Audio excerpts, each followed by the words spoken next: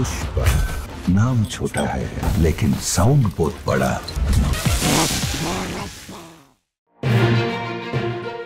সমস্যা কাটছে না দক্ষিণী সুপারস্টার আল্লু অর্জুনের।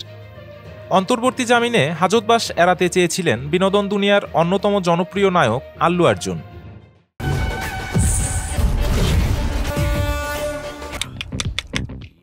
অন্তর্বর্তী জামিন পেয়ে ভেবেছিলেন বুঝি স্বস্তি মিলল। পুষ্পা 2 দ্য রুল সিনেমার প্রিমিয়ারে এক নারীর মৃত্যুকে ঘিরে আইনি ঝামেলায় ফেসেছেন তিনি।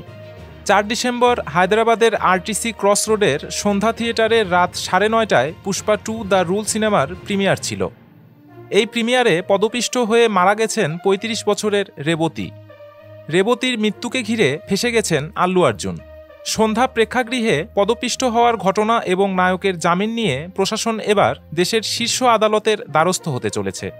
প্রশাসনের এই পদক্ষেপের কথা কানে যাওয়ার পর থেকেই কপালে ভাঁজ পড়েছে বড় পর্দার পুষ্পার।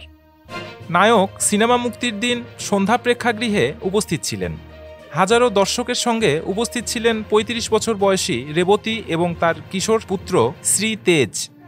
ভিড়ের চোটে প্রথমে দম আটকে আসে রেবতীর, তারপরেই তাড়াহুড়োতে পদপিষ্ট হন রেবতী এবং তার ছেলে।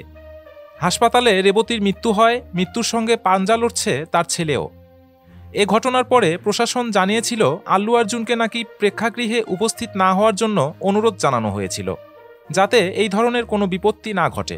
কিন্তু নায়ক সে কথা শোনেননি। ফলে প্রশাসনের দাবি অঘটনের দায়ভার কোনোভাবেই এড়াতে পারেন না আল্লু। প্রশাসনের এই দাবি যদিও মানতে নারাজ বিনোদন দুনিয়ার অন্যান্যরা। চিরঞ্জীবী থেকে আল্লুর নায়িকা রশ্মিকা মান্দানা কিংবা ছবির পরিচালক সুকুমার প্রত্যেকেই সমর্থন জানিয়েছেন আল্লুকে।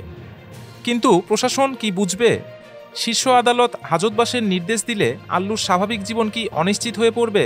সে বিষয়ে চিন্তিত আল্লুর অনুরাগীরা। নিউজ ডেস্ক, অন্বেষণ।